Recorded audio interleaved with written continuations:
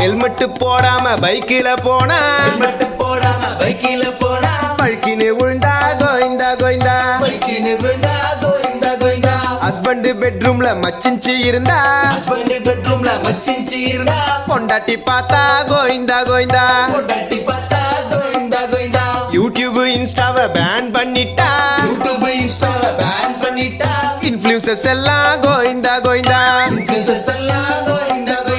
கருப்பு பணத்தை பதுக்கி வச்சிருந்தா ரைடு வந்தா கோயிந்தா கோயிந்தா எடுக்கிற சினிமா ஒழுங்கா ஓடலன்னா ப்ரொடியூசர் நிலைமை கோயிந்தா கோயிந்தா